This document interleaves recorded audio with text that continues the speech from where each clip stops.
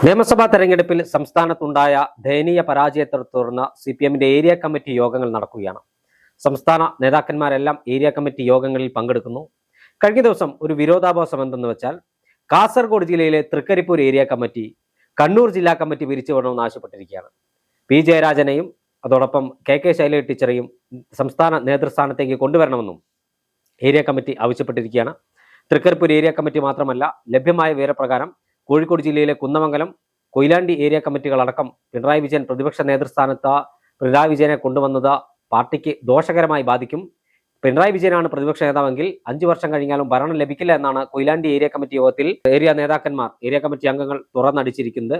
വലിയ വിമർശനം നടന്നുകൊണ്ടിരിക്കുകയാണ്. അതോടൊപ്പം കൊല്ലത്ത് വലിയ വിമർശനം വരുന്നു, കായംകുളം ഏരിയ കമ്മിറ്റിയിൽ വലിയ വിമർശനം വരുന്നു. ഇത്തരത്തിൽ എല്ലായിടങ്ങളിലും പിണറായി വിജയനെതിരെ വലിയ വിമർശനമാണ് വരുന്നുകൊണ്ടിരിക്കുന്നത്. ഗോവിന്ദൻ മാസ്റ്റർ, പാർട്ടിയുടെ സംസ്ഥാന സെക്രട്ടറി എം വി ഗോവിന്ദനെതിരെ വലിയ വിമർശനം വരുന്നു. CPM-നകത്ത് ആഭ്യന്തര കലാപം രൂക്ഷമാകുന്നു എന്നല്ലേ നമുക്ക് വിലയിരുത്താൻ കഴിയുക? തീർച്ചയായും CPM-നകത്ത് ആഭ്യന്തര കലാപം ശക്തമാകുന്നു എന്ന് വേണം പറയാൻ. അല്ലെങ്കിൽ തെരഞ്ഞെടുപ്പ് കഴിഞ്ഞതോടുകൂടി CPM-ന് വലിയ തിരിച്ചടി ഉണ്ടാവുകയും അത് പാർട്ടിക്കകത്ത് തന്നെ പല തരത്തിലുള്ള പല നേതാക്കൾക്ക് എതിരായിട്ടുള്ള ഒരു വികാരം ജനിക്കുകയൊക്കെ ചെയ്തിട്ടുണ്ട്.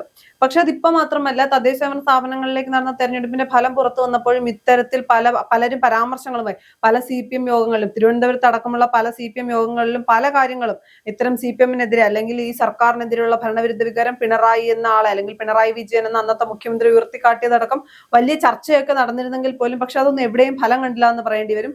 കാര്യം തദ്ദേശഭരണ സ്ഥാപനങ്ങളിലേക്ക് നടന്ന തെരഞ്ഞെടുപ്പിന്റെ ഫലം പുറത്തു വന്ന് വലിയ പരാജയവും വലിയ വിമർശനങ്ങളും എല്ലാം കഴിഞ്ഞിട്ടും പിണറായി വിജയൻ എന്ന അന്നത്തെ മുഖ്യമന്ത്രി അല്ലെങ്കിൽ മുൻ മുഖ്യമന്ത്രി, നിലവിലെ പ്രതിപക്ഷ നേതാവായിട്ടുള്ള അദ്ദേഹത്തെ തന്നെ ഉയർത്തിക്കാട്ടിയാണ് തെരഞ്ഞെടുപ്പിനെ നേരിട്ടത്. അപ്പൊ അവിടെ മാറി ചിന്തിക്കാനോ അല്ലെങ്കിൽ ഒരു മാറ്റത്തിന് പാർട്ടിയോ മുന്നണിയോ തയ്യാറായിരുന്നില്ല. അപ്പൊ അതെന്തിന്റെ അടിസ്ഥാനത്തിലാണ് എന്നൊരു ചോദ്യമുണ്ട്. അതുപോലെ തന്നെ ഇപ്പൊ പിണറായി വിജയനെതിരെ പറയുന്നത് പോലെ തെരഞ്ഞെടുപ്പിന്റെ ഫലം വരുന്നതിന് തൊട്ട് മുൻപ് വരെ എം വി ഗോവിന്ദനെതിരെ ഇത്രയും വലിയൊരു വിരുദ്ധ വികാരം ഉണ്ടായിരുന്നില്ല. വിരുദ്ധ വികാരം ഉണ്ടായിരുന്നു എങ്കിൽ പോലും CPM-ന്റെ അകത്തൊരു എം വി ഗോവിന്ദനെതിരെ വിരുദ്ധ വികാരം ഉണ്ടെങ്കിൽ പോലും ഇത്രയും വലിയൊരു വിരുദ്ധ വികാരത്തിലേക്ക് എത്തിച്ചത് തെരഞ്ഞെടുപ്പിൽ ഉണ്ടായ ഇത്രയും വലിയൊരു പരാജയം തന്നെയാണ്. എനിക്ക് തോന്നുന്നത് CPM-ന്റെ യോഗങ്ങളിലടക്കം ഇത്തരം ആരോപണങ്ങൾ അല്ലെങ്കിൽ ഇത്തരം പരാമർശങ്ങൾ ഉണ്ടാകുന്നതിനൊരു യഥാർത്ഥ കാരണം എന്ന് പറയുന്നത് അവർക്കൊക്കെ CPM നിലനിന്ന് പോകണമെന്ന് ചിന്തിക്കുന്ന ആളുകളായിരിക്കാം. അതുകൊണ്ട് തന്നെ ആയിരിക്കണം അത്തരം കാര്യങ്ങളിൽ അവർ വിമർശനങ്ങളുമായി മുന്നോട്ട് വരുന്നത്. 10 വർഷം മുഖ്യമന്ത്രിയായിരുന്ന പിണറായി വിജയൻ അല്ലെങ്കിൽ 10 വർഷത്തെ അന്നത്തെ മുഖ്യമന്ത്രി അല്ലെങ്കിൽ 10 വർഷത്തെ മുഖ്യമന്ത്രി പിണറായി വിജയന്റെ പരാജയം കൊണ്ട് തന്നെയാണ് CPM-ന് ഇത്രയും വലിയൊരു തിരിച്ചടി തെരഞ്ഞെടുപ്പിൽ ഉണ്ടായത്. മന്ത്രിമാർ പരാജയമായിരുന്നു അല്ലെങ്കിൽ എല്ലാ മേഖലകളും തകർത്തു എന്നൊക്കെ പറയുമ്പോൾ പോലും അതിനൊക്കെ അപ്പുറം LDF അല്ലാതെ മറ്റാര് അല്ലെങ്കിൽ ഞാനല്ലാതെ മറ്റാര് എന്ന ഒരു സന്ദേശമാണ് കേരളത്തിലെ സാധാരണക്കാരായ ജനങ്ങൾക്ക് മുന്നിലേക്ക് പിണറായി വിജയൻ എന്ന മുഖ്യമന്ത്രി വെച്ചത്.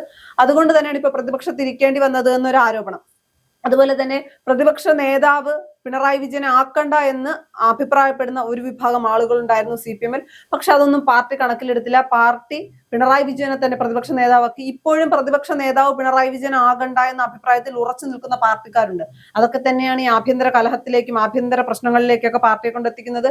കെ ശൈലജയും ജയരാജനെയും ഒക്കെ തിരികെ പിടിക്കണം അല്ലെങ്കിൽ കെയും ശൈലജയും ജയരാജനും ഒക്കെ മുന്നിലേക്ക് വരണമെന്ന് പറയുമ്പോൾ പോലും കെ ശൈലജ, ഞാൻ വിശ്വസിക്കുന്നത് അല്ലെങ്കിൽ ഞാൻ ചിന്തിച്ചൊരു കാര്യം എന്ന് പറയുന്നത്, കെ ശൈലജ മട്ടന്നൂരിൽ മത്സരിക്കുകയും വിജയിക്കുകയും ചെയ്തിരുന്നെങ്കിൽ അവർക്ക് പ്രതിപക്ഷ നേതാവാകാമായിരുന്നു.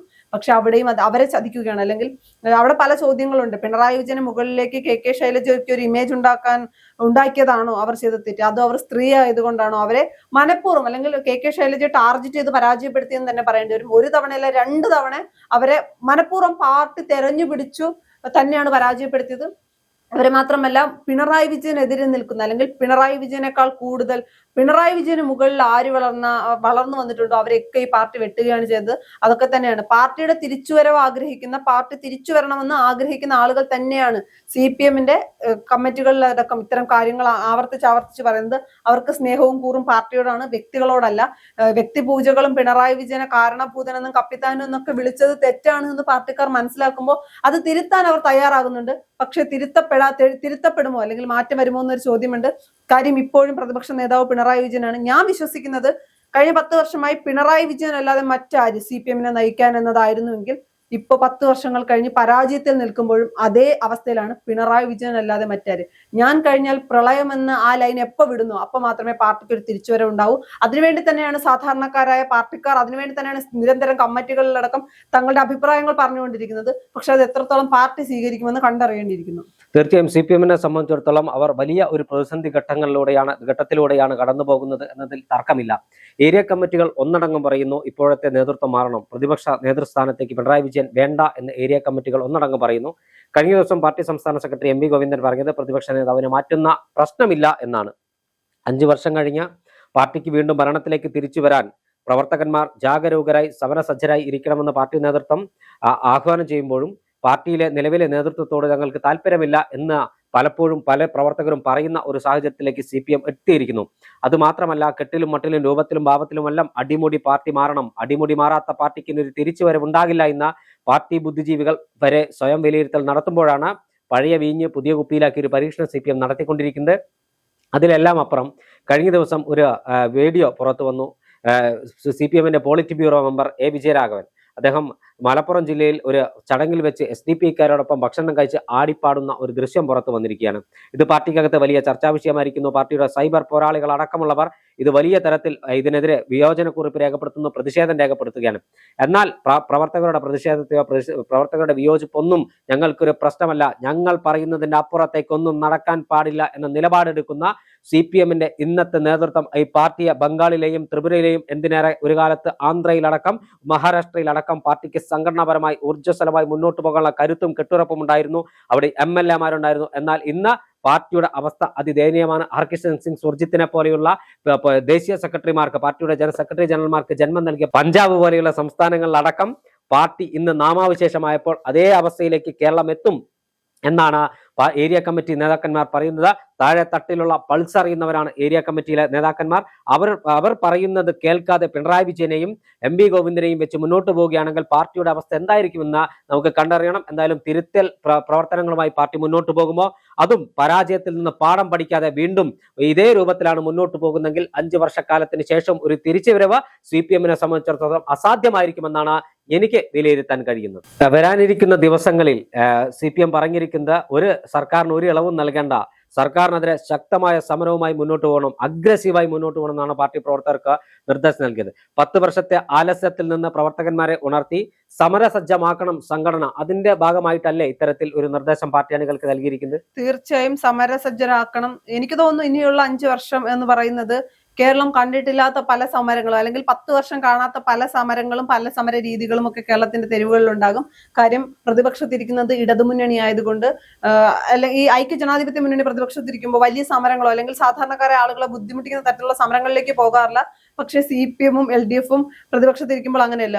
അല്ലെങ്കിൽ തന്നെ സാധാരണ രാഷ്ട്രീയ നിരീക്ഷകരെല്ലാം പറയുന്ന ഒരു കാര്യമുണ്ട്, സംസ്ഥാനത്തിന് നല്ലത് എപ്പോഴും UDF അധികാരത്തിലിരിക്കുകയും LDF പ്രതിപക്ഷത്തിരിക്കുകയും ചെയ്യുന്നതാണ്. കാര്യം അത്രയും സ്ട്രോങ് ആണ് LDF-ന്റെ പ്രതിപക്ഷം എന്ന് പറയുന്നത്. സമരങ്ങളുമായി പോകും. പക്ഷെ എനിക്ക് മറ്റൊരു അഭിപ്രായം കൂടി ഉള്ളത്, സമരങ്ങളുമായി പോകണ്ട എന്നല്ല, തെറ്റ് ചെയ്താൽ അല്ലെങ്കിൽ സർക്കാർ ചെയ്യുന്ന തെറ്റുകളെ വിമർശിക്കണം, സമരങ്ങളുമായി പോകണം. 10 വർഷം ഇവരൊന്നും ചെയ്യാതിരുന്ന സ്ഥലത്ത് അധികാരത്തിൽ വന്ന് 2 ദിവസം കൊണ്ട് മാറ്റം കൊണ്ടുവരണം എന്ന് പറയുന്നത് ശരിയല്ല. അപ്പം സമയം കൊടുക്കണം. വീണ്ടും ഞാനത് പറയാൻ മറ്റൊരു കാര്യം കൂടിയുണ്ട്.